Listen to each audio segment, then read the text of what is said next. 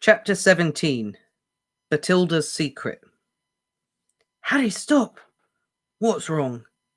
They'd only just reached the grave of the unknown abbot. There's someone here. Someone's watching us, I can tell. There, over by the bushes. They stood quite still, holding on to each other, gazing at the dense black boundary of the graveyard.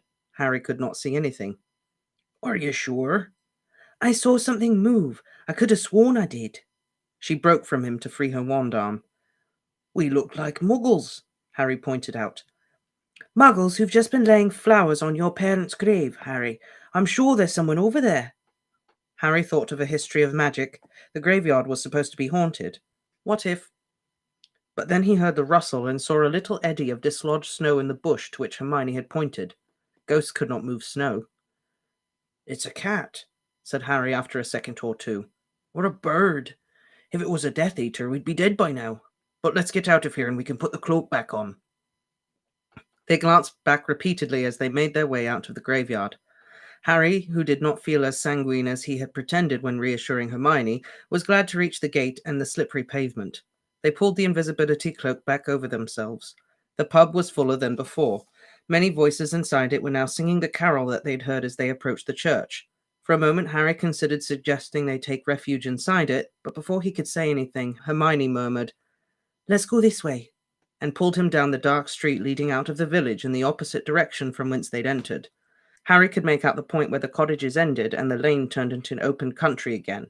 They walked as quickly as they dared, past more windows sparkling with multicoloured lights, the outlines of Christmas trees dark through the curtains. How are we going to find Bathilda's house? Asked Hermione, who was shivering a little and kept glancing back over her shoulder. Harry, what do you think? Harry? She tugged at his arm, but Harry was not paying attention. He was looking toward the dark mass that stood at the very end of this row of houses. Next moment he had sped up, dragging Hermione along with him. She slipped a little on the ice. Harry! Look! Look at it, Hermione. I don't... Oh... He could see it. The Fidelius charm must have died with James and Lily. The hedge had grown wild in the 16 years since Hagrid had taken Harry from the rubble that lay scattered amongst the waist-high grass. Most of the cottage was still standing, though entirely covered in dark ivy and snow, but the right side of the top floor had been blown apart. That, Harry was sure, was where the curse had backfired. He and Hermione stood at the gate, gazing up at the wreck of what must have been a cottage just like the one that flanked it. I wonder why no one's ever rebuilt it, whispered Hermione. Maybe you can't rebuild it, Harry replied. Maybe it's like the injuries from dark magic and you can't repair the damage. He slipped a hand from beneath the cloak and grasped the snowy and thickly rusted gate, not wishing to open it, but simply to hold some part of the house. You're not going to go inside. It looks unsafe. It might...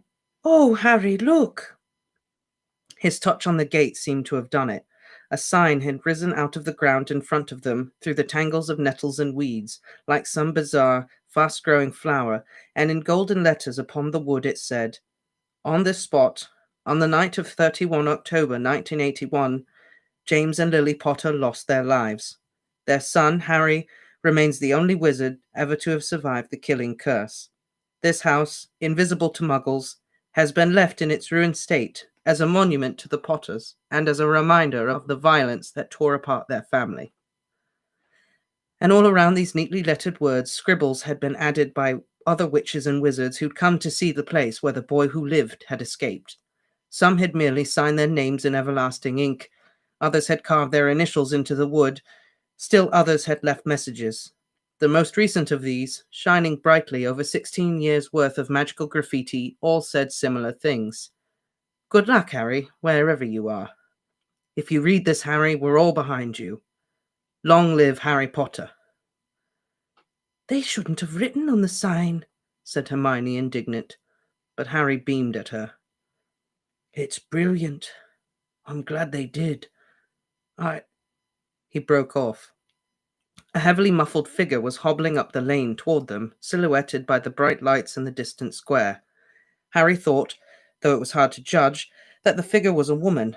She was moving slowly, possibly frightened of slipping on the snowy ground. Her stoop, her stoutness, her shuffling gait all gave an impression of extreme age. They watched in silence as she drew nearer. Harry was waiting to see whether she would turn into any of the cottages she was passing, but he knew instinctively that she would not. At last she came to a halt a few yards from them, and simply stood there in the middle of the frozen road, facing them. He did not need Hermione's pinch to his arm. There was next to no chance that this woman was a muggle. She was standing there gazing at the house that ought to have been completely invisible to her if she was not a witch. Even assuming she was a witch, however, it was odd behavior to come out on a night this cold simply to look at an old ruin. By all the rules of normal magic, meanwhile, she ought not to be able to see Hermione and him at all. Nevertheless, Harry had the strangest feeling that she knew that they were there, and also who they were. Just as he'd reached his uneasy conclusion, she raised a gloved hand and beckoned. Hermione moved closer to him under the cloak, her arm pressed against his. "How does she know?" He shook his head. The woman beckoned again, more vigorously. Harry could think of many reasons not to obey the summons, and yet his suspicions about her identity were growing stronger every moment that they stood facing each other in the deserted street. Was it possible that she'd been waiting for them all these long months? That Dumbledore had told her to wait, and that Harry would come in the end? Was it not likely that it was she who'd moved in the shadows in the graveyard and had followed them to this spot? Even her ability to sense them suggested some Dumbledore-ish power that they'd never encountered before. Finally, Harry spoke, causing Hermione to gasp and jump. "Are you Bathilda?" The muffled figure nodded and beckoned again. Beneath the cloak, Harry and Hermione looked at each other. Harry raised his eyebrows. Hermione gave a tiny, nervous nod. They stepped toward the woman, and at once she turned and hobbled back off the way they'd come. Leading them past several houses, she turned in at a gate. They followed her up the front path through a garden nearly as overgrown as the one they'd just left. She fumbled for a moment with a key at the front door, then opened it and stepped back to let them pass. She smelled bad, or perhaps it was her house. Harry wrinkled his nose as they sidled past her and pulled off the cloak. Now that he was beside her, he realized how tiny she was. Bowed down with age, she barely came level with his chest. She closed the door behind them, her knuckles blue and mottled against the peeling paint, then turned and peered into Harry's face. Her eyes were thick with cataracts and sunken into folds of transparent skin, and her whole face was dotted with broken veins and liver spots. He wondered whether she could make him out at all. Even if she could, it was the balding muggle whose identity he'd stolen that she would see. The odor of old age, of dust, of unwashed clothes and stale food intensified as she unwound a moth-eaten black shawl, revealing a head of scant white hair through which the scalp showed clearly. "Bathilda?" Harry repeated. She nodded again. Harry became aware that the locket against his skin, the thing inside it that sometime ticked or beat, had woken. He could feel it pulsing through the cold gold. Did it know? Could it sense that the thing that could destroy it was near? Bathilda shuffled past them, pushing Hermione aside as though she'd not seen her, and vanished into what appeared to be a sitting room. "Harry, I'm not sure about this," said Hermione. "Look at the size of her. I think we could overpower her if we had to," said Harry. "Listen, I should have told you. I knew she wouldn't know there. Muriel called her Gaga." "Come!" called Bathilda from the next room. Hermione jumped and clutched Harry's arm. "It's okay," said Harry reassuringly, and he led the way into the sitting room. Bathilda was tottering around the place lighting candles, but it was still very dark, not to mention extremely dirty. Thick dust crunched beneath her feet, and Harry's nose detected, underneath the dank and mildewed smell, something worse, like meat gone bad. He wondered when was the last time anyone had been inside Bathilda's house to check whether she was coping. She seemed to have forgotten that she could do magic too, for she lit the candles clumsily by hand, her trailing lace cuff in constant danger of catching fire. "Let me do that," offered Harry, and he took the matches from her. She stood watching him as he finished lighting the candle stubs that stood on saucers round the room, perched precariously on stacks of books and on side tables crammed with cracked and mouldy cups. The last surface on which Harry spotted a candle was a bow-fronted chest of drawers on which stood a large number of photographs. When the flame danced into life, its reflection wavered on their dusty glass and silver. He saw a few tiny movements from the pictures. As Bathilda fumbled with logs for the fire, he muttered, "Tergio." The dust vanished from the photographs, and he saw at once that half a dozen were missing from their largest and most ornate frames. He wondered whether Bathilda or somebody else had removed them. Then the sight of a photograph near the back of the collection caught his eye, and he snatched it up. It was the golden-haired, merry-faced thief, the young man who'd perched on Grigorovich's windowsill, smiling lazily up at Harry out of the silver frame. And it came to Harry instantly where he'd seen the boy before. In The Life and Lies of Albus Dumbledore, arm in arm with the teenage Dumbledore, and that must have been where all the missing photographs were, in Rita's book. Miss Bagshot? He asked, and his voice shook slightly. Who is this? Bathilda was standing in the middle of the room, watching Hermione light the fire for her. Miss Bagshot, Harry repeated, and he advanced with the picture in his hands as the flames burst into life in the fireplace. Bathilda looked up at his voice, and the Horcrux beat faster upon his chest. Who is this person? Harry asked, pushing the picture forward. She peered at it solemnly, then up at Harry. Do you know who this is? He repeated in a much slower and louder voice than usual. This man. Do you know him? What's he called?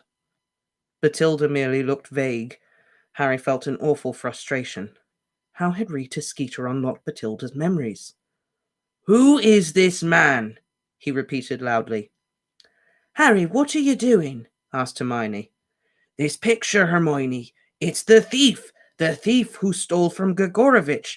Please, he said to Bathilda. Who is this? But she only stared at him. Why did you ask us to come with you, Mrs. Bagshot? Asked Hermione, raising her own voice. Was there something you wanted to tell us? Giving no sign that she'd heard Hermione, Bathilda now shuffled a few steps closer to Harry. With a little jerk of her head, she looked back into the hall. You want us to leave? He asked. She repeated the gesture, this time pointing firstly at him, then at herself, then at the ceiling. Oh, right. Hermione, I think she wants me to go upstairs with her. All right, said Hermione. Let's go. But when Hermione moved, Bathilda shook her head with surprising vigor, once more pointing first at Harry, then to herself. She wants me to go with her alone. Why? Said Hermione, and her voice rang out sharp and clear in the candlelit room. The old lady shook her head a little at the loud noise. Maybe Dumbledore told her to give the sword to me, and only to me? Do you really think she knows who you are?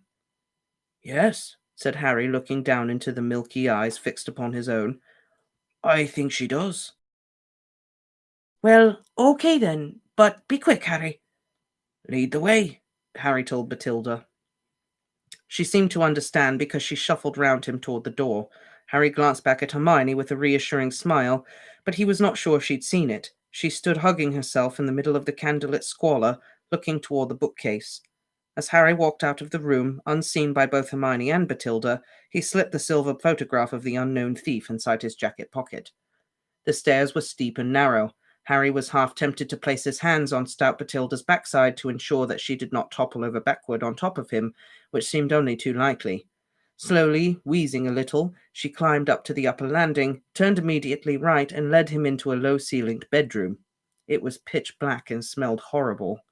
Harry had just made out a chamber pot protruding from under the bed before Bathilda closed the door, and even that was swallowed by the darkness. Lumos, said Harry, and his wand ignited. He gave a start.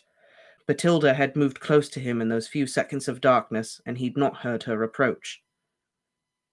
Are you Potter? She whispered. Yes, I am. She nodded slowly, solemnly. Harry felt the Horcrux beating fast, faster than his own heart. It was unpleasant and an agitating sensation. Have you got anything for me? Asked Harry, but she seemed distracted by his wand tip. Have you got anything for me? He repeated. Then she closed her eyes, and several things happened at once. Harry's scar prickled painfully. The Horcrux twitched so that the front of his sweater actually moved. The dark, fetid room dissolved momentarily. He felt a leap of joy and spoke in a high, cold voice. Hold him! Harry swayed where he stood. The dark, foul-smelling room seemed to close round him again. He did not know what just happened. "Have you got anything for me?" he asked for a third time, much louder. "Over here," she whispered, pointing to the corner. Harry raised his wand and saw the outline of a cluttered dressing table beneath the curtained window. This time she did not lead him. Harry edged between her and the unmade bed, his wand raised. He did not want to look away from her. "What is it?" he asked, as he reached beside the dressing table, which was heaped high with what looked and smelled like dirty laundry. "There," she said, pointing at the shapeless mass. In the instant that he looked away, his eyes raking the tangled mess for a sword hilt, a ruby, she moved weirdly. He saw it out of the corner of his eye. Panic made him turn, and horror paralyzed him as he saw the old body collapsing and the great snake pouring from the place where her neck had just been. The snake struck as he raised his wand. The force of the bite to his forearm sent the wand spinning upward toward the ceiling. Its light swung dizzyingly round the room and was extinguished. Then a powerful blow from the tail to his midriff knocked the breath out of him. He fell backward onto the dressing table, into the mound of filthy clothing. He rolled sideways, narrowly missing the snake's tail, which thrashed down around the table where he'd just been a second earlier. Fragments of the glass surface rained down on him as he hit the floor. From below, he heard Hermione yell, "Harry?" He could not get enough breath into his lungs to call back. Then a heavy, smooth mass smashed him to the floor, and he felt it slide over him, powerful, muscular. "No!" he gasped, pinned to the floor. "Yes," whispered the voice. "Yes. Hold you. Hold you. Accio! Accio wand!"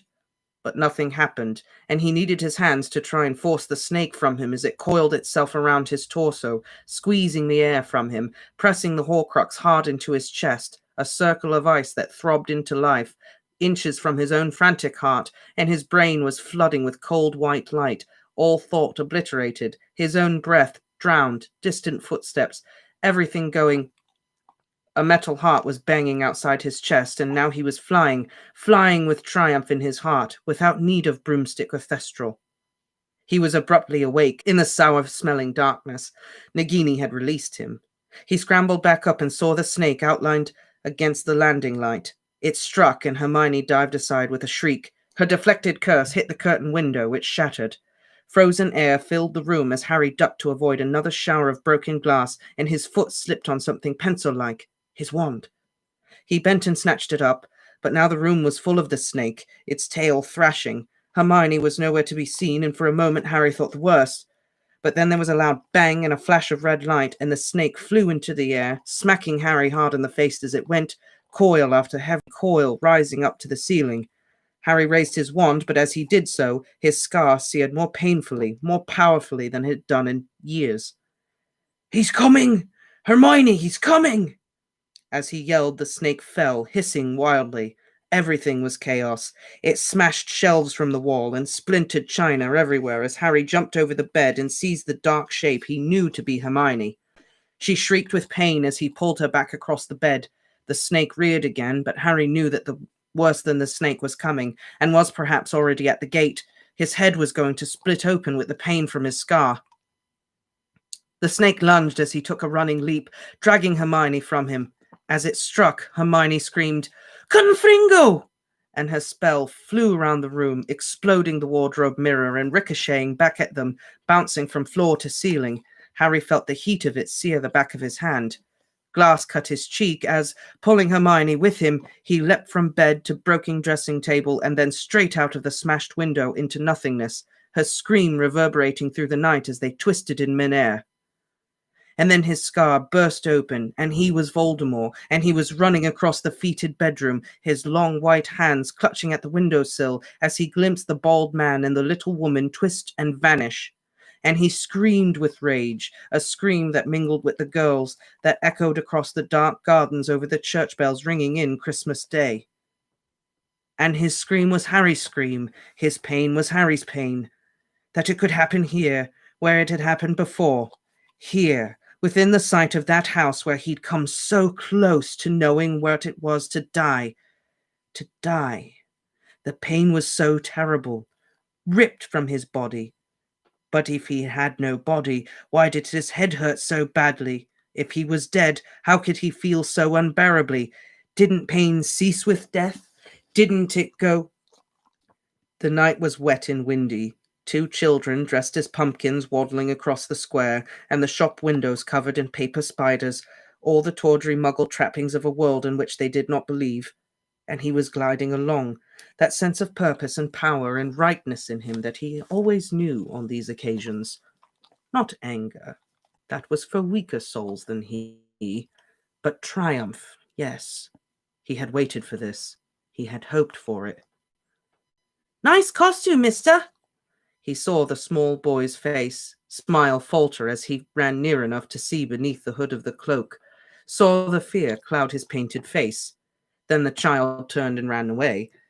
Beneath the robe, he fingered the handle of his wand.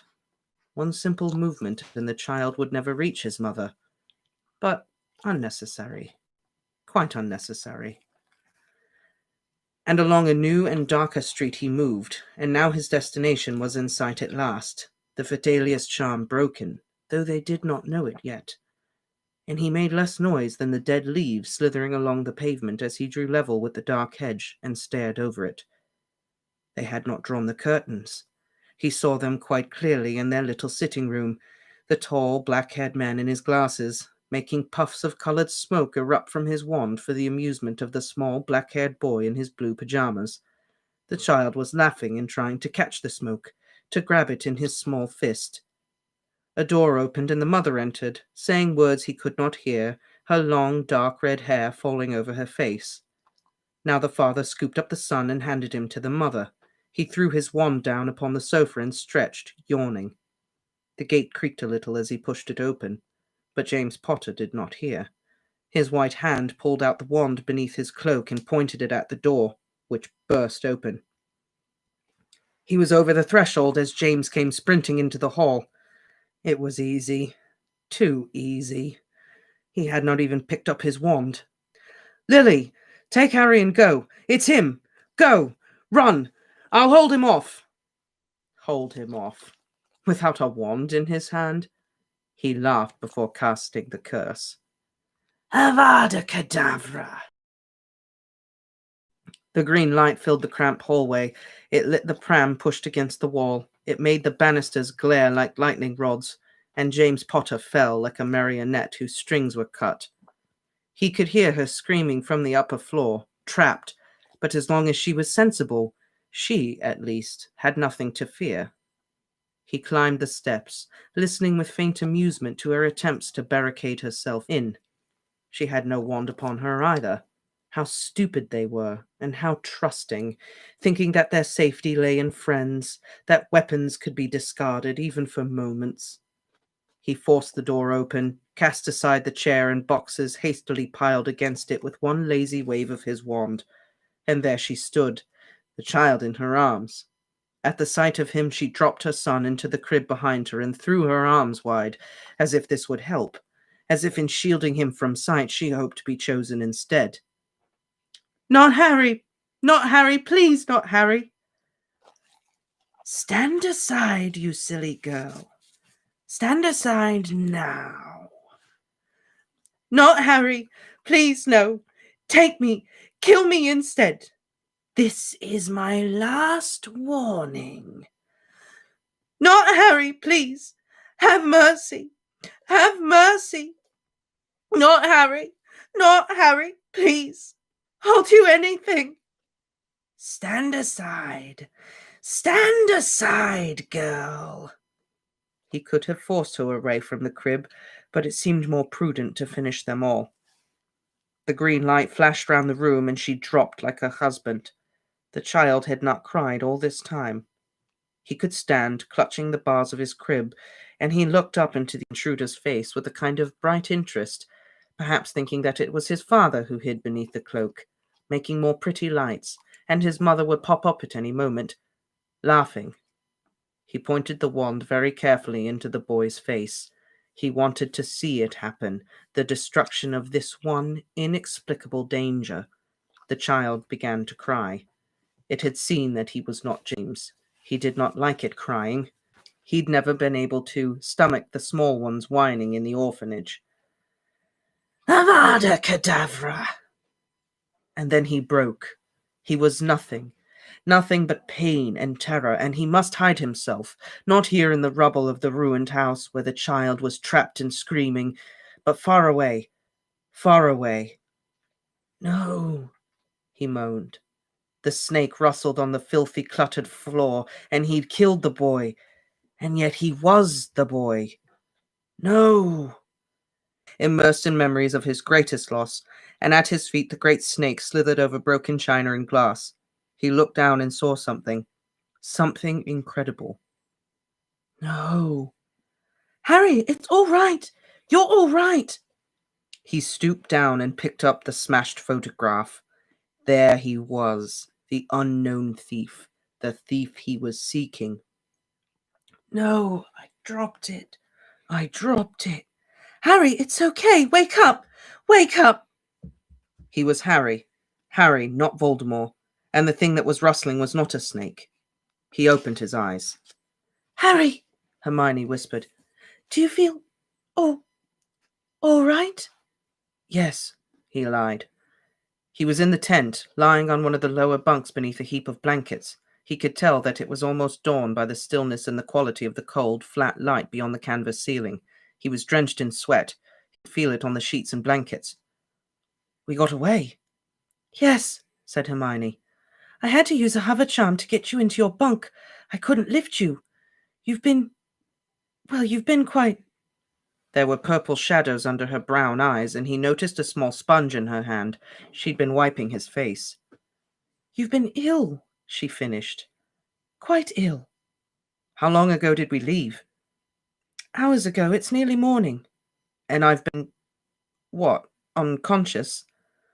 Not exactly, said Hermione uncomfortably.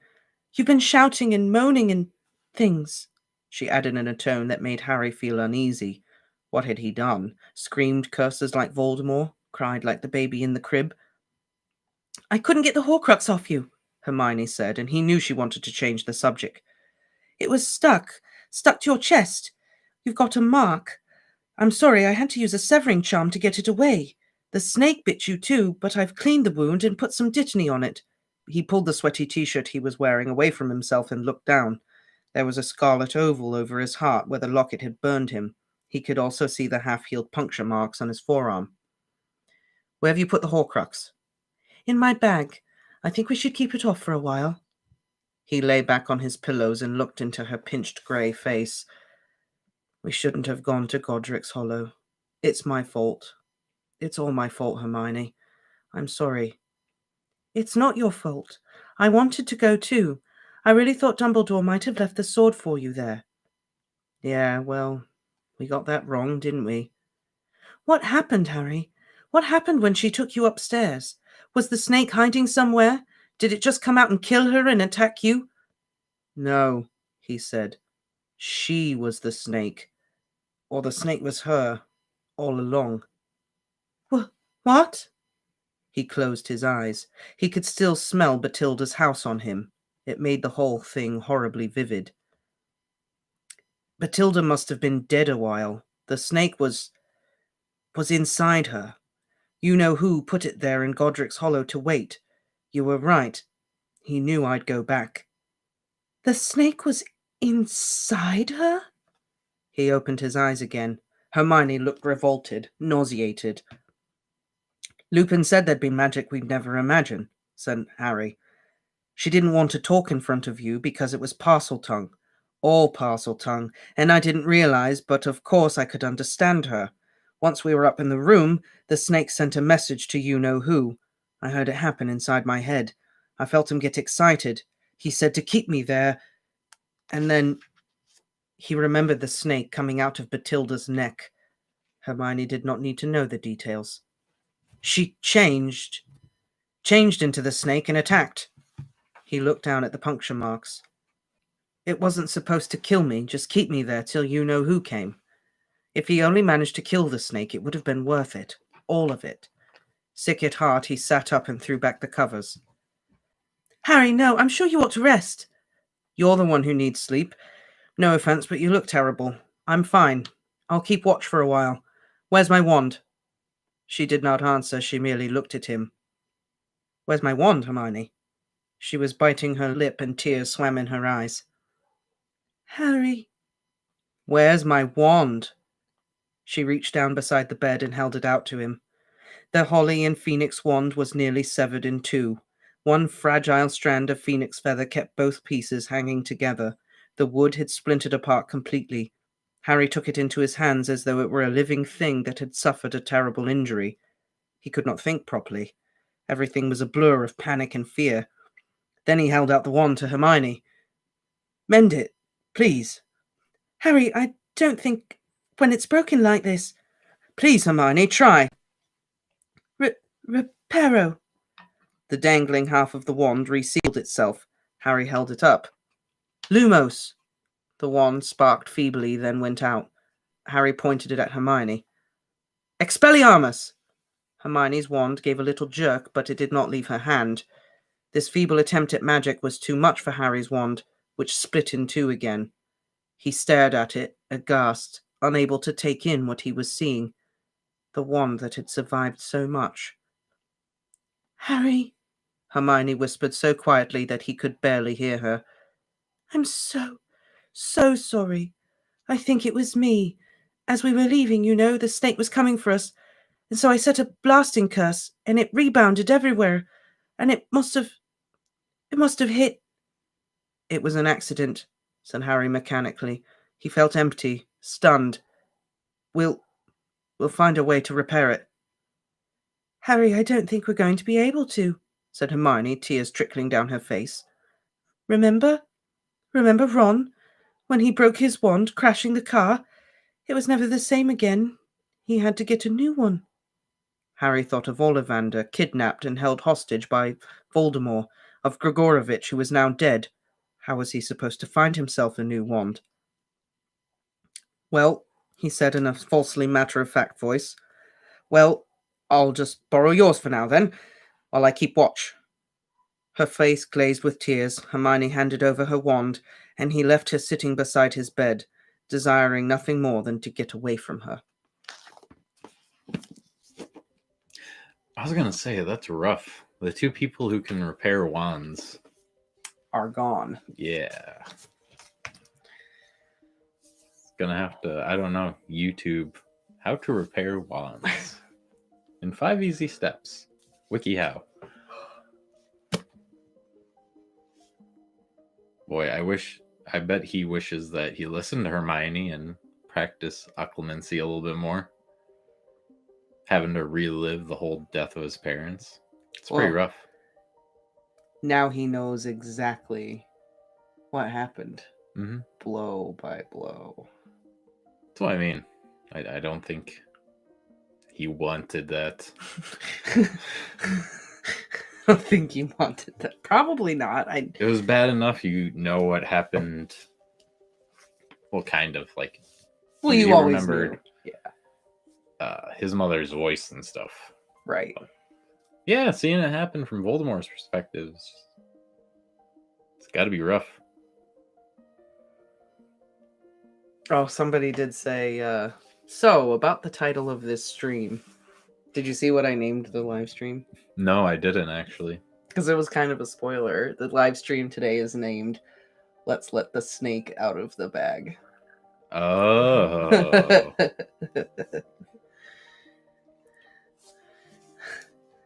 Oh. Yeah, and so... That was Bathilda. The snake was just inside of her. Like, yeah. Oh, I thought it was like a polyjuice potion, some sort of charm. No, she was. Snake she was literally inside of him, coiled up, and came out of her neck. Yeah, that's. Yeah. It's yucky. Yeah, that is. And it's so. I think the chapter is so creepy. The whole scene where they're in the house is creepy to me. Yeah. And Harry's just like, something smells terrible. Something smells like rotting meat. Yeah, it's Bathilda's dead body. It's what you're smelling. You're talking to a corpse. Her decaying corpse is what you smell. Yes. Bagshot was the old bag. Ew. Did Bailey eat Nagini? Got sick right as Nagini came out. He did get sick right at that point, didn't he? He was disgusted. Bailey was horrified. He couldn't take it. Oh man. I don't know, that chapter is hard. It's hard to read Lily trying to protect Harry. And how You did it well. Thank you. You're welcome. Thank you. It's hard to read. This chapter is rough. Nagini coming out of a body, then Harry watches his parents die. Well, you gotta think, Nagini's a huge snake, but snakes can coil themselves up really tight. You know? Yeah, but still. Like, But- if she's as big as... They Like, Harry was saying, like, the snake laid on him and he couldn't get up. Yeah. That's a big snake. Well, I mean, pythons... A big anaconda weighs like 300 pounds. That's what I mean. So... Maybe she nestled her tail into her legs or something. Yeah, something. I don't know. It's magic, man. It's fucked up magic, but it's magic. Is Bailey okay? I think he's laying down now. I think he just had an upset stomach. Must have eaten something bad. Yeah, maybe he just had something that... He likes to explore when I let him out. Like, he'll chew on leaves and stuff and grass sometimes. Yeah, maybe he just ate something that didn't agree Yeah. with him. It's Bathilda's Bagshot Harry was smelling. Ugh. Ew. Scent... All of her scent of a woman. They could very easily make a Harry Potter horror movie. Oh, Katie. Katie. I imagine the inside of her body is liquefied by now, so there's more space. Gross. Ugh. She's probably right, though. Yeah. This chapter is a standalone short horror story. It really is. Yeah. This proves right here J.K. Rowling can write horror pretty well. Nightmare fuel. Nightmare fuel. Also, I think further proof that we are beyond kids' book territory here. Yeah. That was gross. Good premise for Anaconda 2. Yeah, right? Nagini. How do you think Nagini felt about that? How long was she sitting inside Bathilda's body? Waiting. And waiting. And waiting. She's probably very hungry. Disappointed. Like, man, all this good food go to waste I know. around me. I- What the heck? Yeah. She couldn't even eat it. And But there's that's a good reference of how big Nagini is, though. She can eat a person, which only the biggest anacondas can. yeah, well, really big pythons can too. I think really massive pythons, like maybe a reticulated python could eat a person, like a really big one. I don't think so. I I'm pretty don't sure it's know. anacondas are like the only snake. Like, other snakes can kill us, but I don't think other snakes have Could the... physically swallow. Yeah. So yeah, So I feel like there's some magic going on there, because I don't think any anaconda... but Like, maybe an that's how big anaconda she would is. stand out pretty well in me, and I'm assuming I'm a bit bigger than her. Bathilda Bagshot strikes me as like probably being smaller than me. Like me when I'm 100, I'll be like That's what I mean. 4'5". If Nagini fit in there, she will look like she's pregnant with quadruplets. That's true. Yeah, that's what I mean. There's some really crazy magic going on to get Mhm. herself stuffed in there. Just think Lily and James were 21. Also, the locket reacted to Nagini. It could sense her. Yeah, The Horcruxes know each other. which might be a way to find the other Horcruxes. Use that as like a sensing thing. Like, yeah. You get close, starts beating faster. Maybe she was hunched over because of the snake. Yeah. They made a point to say, like, she was all, like, hunched over in on herself. Yeah. And in hindsight, you Well, would think... It's easier to hide like movements and stuff. It's all in. Yeah. Other than, just arms kind of just swing around dead. Um, I think if they hadn't been, Harry was like so driven for information that I think if he'd paid a little more attention to what his senses were telling him, he might not have gone upstairs Yeah, with Bathilda. Like everything about that whole scene is just like not right, you know. Hermione knew it too. Like Hermione was just like, Harry, I have a bad feeling about this. life pro tip: if a house smells like dead bodies, don't go in it. Right? Maybe the spell that Hermione put on her bag is on Bathilda, so Nagini could fit in there. Maybe. Also, maybe there was a spell inside her body, like the magic tent. Oh, hey. Good theories. All good theories. Nagini just chilling in there in a lap of luxury. Yeah, maybe Nagini's like in a giant chamber of snake awesomeness. Yeah, where would a snake want to like Hang out. spend? I'm guessing probably weeks at that point. In the sun, Maybe on months. A rock. I mean, it was the winter time, so that body probably preserved for quite a bit. Well, let's see. At the beginning of the book,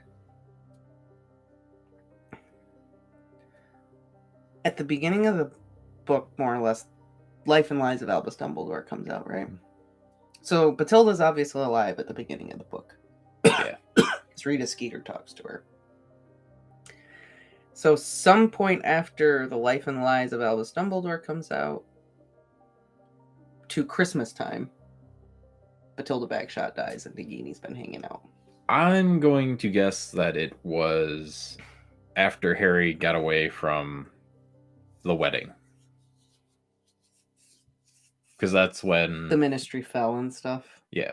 Yeah, I think that seems like a good appropriate starting time. point where, okay, we need to set up people at certain stations if Harry Potter comes around.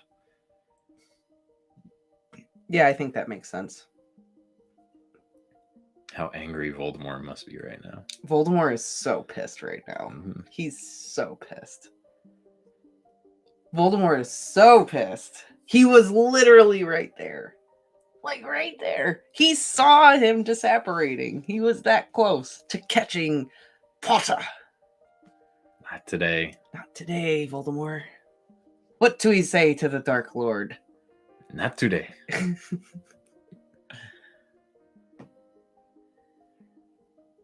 No, I don't think Hermione ever heard Bathilda talk. She doesn't talk until they go upstairs, right? Yeah. Because the entire time she's just pointing and whatever else, and she doesn't speak. I think Hermione goes away and then Bathilda says something to Harry. Hermione doesn't hear it. It says, and then they go upstairs. She says come, but I don't think Hermione can hear it. Yeah. Right, Hermione's out of earshot. Mm-hmm. And then they go upstairs. There's got to be a way to decipher what is Parseltongue and what is not. Yeah, I mean, that kind of sucks for Harry, because it just sounds like talking to him. He's not going to know. Also, Harry found the photograph of the thief. He did. But so did Voldemort. But so did Voldemort. So Voldemort, like, Harry's like, oh, the thief. Oh, the thief. And then Voldemort is just like, oh, the thief. Oh, the thief. It's the thief. But who is the thief? But who is the thief? Voldemort almost seems like he knew. Like he got excited when he saw that. I think this is the one. I think Voldemort has privy to a little more information than Harry does. Probably. I mean, Harry only got a glimpse. I'm sure Voldemort's been investigating this since Harry got the glimpse. Yes, I'm sure he has. So yeah. Voldemort also has a lot more resources at his disposal to look for the thief than Harry does. As long as they're not chilling in a person's body for 4 months. I wonder if Voldemort missed Nagini while she was away. Oh, I'm sure. Does he check on her and make sure she's okay? You know, Who knows? everyone talks about Aberforth and the goats, but no one mentions Voldemort and Nagini. What's going on with them? Yeah, no one really talks about that. Didn't Dumbledore say at the end of the 6th book that Nagini is probably the closest thing that Voldemort has to having someone that he cares about? I think so. So Voldemort's a Parseltongue. Maybe Aberforth just had the ability to talk to goats. Maybe Aberforth can talk to goats. Mhm. It's true.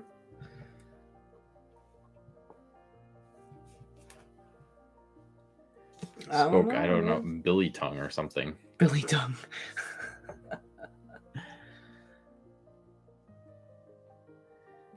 His precious snake. Well, we know that they're linked. We know that Dumbledore theorizes Nagini is a Horcrux, right?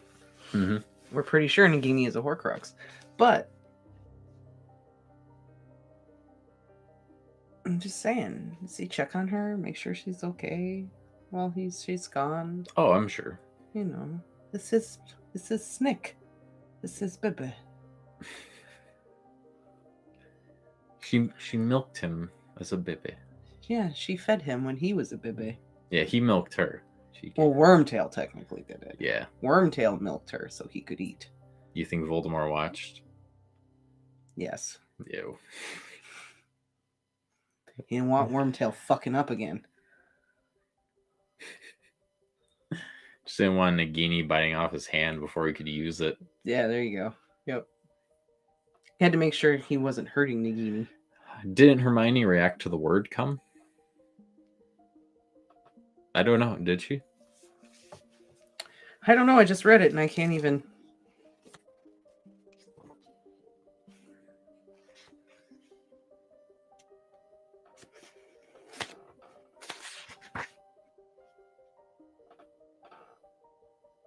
Come, called Bathilda from the next room. Hermione jumped and clutched Harry's arm.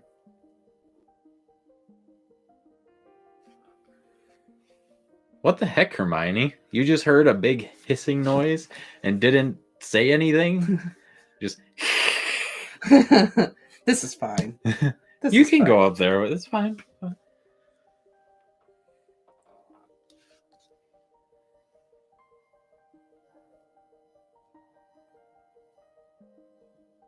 Oh, hello, Neil. Welcome. Yeah, I know. Harry hears Voldemort say hold him, and Harry is still like, do you have anything for me? It was the pipes, book 2 all over again. Yep. For real. Nagini. Oh, that just got me now. Now I question Hermione. What are you doing? Are you really trying to help Harry? Whose side are you on? Hermione. Yeah, Hermione, what the hell? But she also thinks that Bathilda's like senile.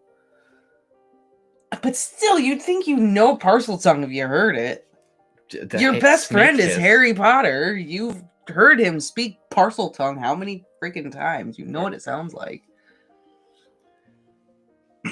I mean, probably just sounds like to her, but either way. You know what it is when you hear it. Yeah, I mean, you would hear think. a big hiss, she's either a snake or she's possessed. Either way, you don't let your friend go with them. I guess Hermione wasn't thinking there was a snake in that body. Probably thinking the same thing we were thinking. There's no way a snake could fit in that. Right? And when Harry told her what happened, she was just like, what? What? Oh, God. Gotta say, Nagini missed the whole, a lot of drama points there. Surprise points. Could have done the whole alien thing, just exploded from the stomach. She went for creepy. Yeah. I'm gonna out of the neck. Instead of fast and loose, just. Plus the body was kind of like decaying. Maybe it would have like splattered a little bit.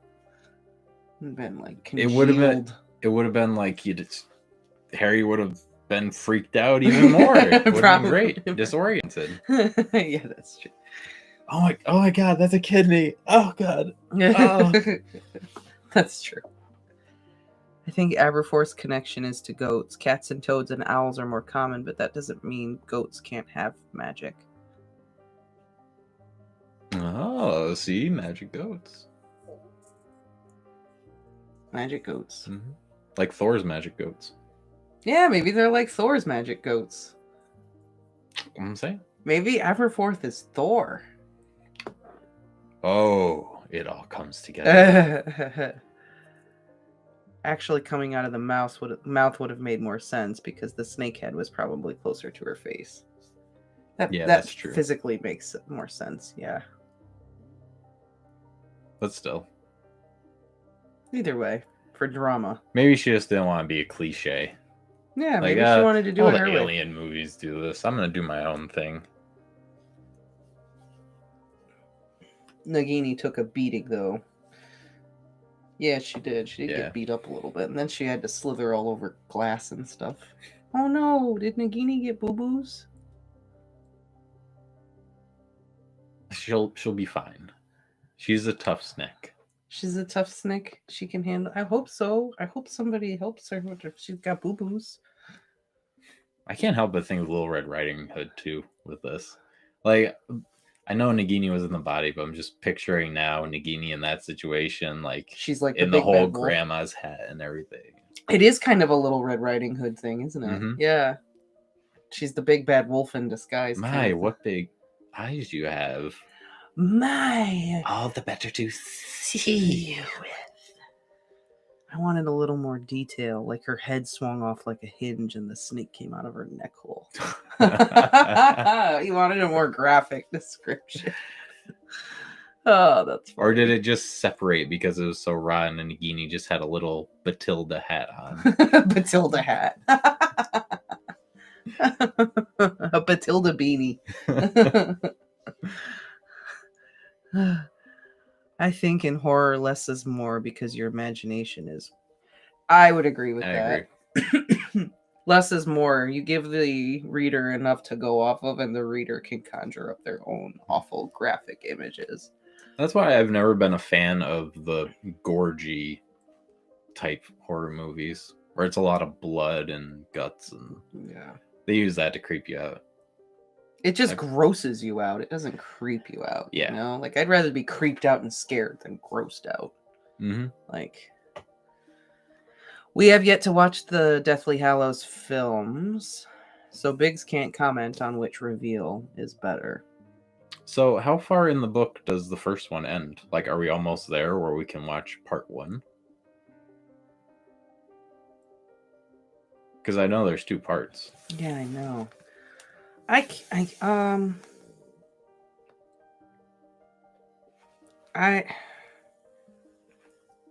This seems like it would be a good halfway point for the movies to stop, you know? Escaping from Bathilda and... Wait, is this a scene? No. The movie splits at chapter 24. Oh, okay. So we got like another, week? This will be 16, 17. Yep. Okay. So yeah, like another week and we can watch it. I think we should wait until we finish the book and then watch the parts together. Okay. Just because I think it's just better to watch them knowing the whole story. And also, I don't know if there's anything in the first movie that if we watch it spoil later on. Yeah. Like how in the last movie they had what's his face? Ollivander being kidnapped from his shop. Yeah. So instead of wondering if he just left or whatever, you just know that he got kidnapped. Yeah. And instead of just leaving the shop, they blew it up. Yeah. It's like they destroyed it. And Katie makes a point. It could cloud your memory of what's in the book and what's in the movie. It could take away from finishing the book. That's true. Because they add stuff and take stuff away. So then when we finish the book, you're going to be like, well, wait, this happened. No, that was just in the first movie. Which brings me back to my question. Do they have that scene in the movie? The Nagini scene? Mm-hmm. Yeah, that's in the movie. Oh, they do? So you see Nagini come out. Yeah. Oh, cool. I would say that Deathly Hallows Part 1 is it tries very hard to be faithful and is actually one of the better movies in the series for that reason. Like, I think Deathly Hallows Part 1 is pretty decent. Maybe they realize what a bad job they did with the last one. I think Deathly Hallows Part 2 Not so much. is weaker.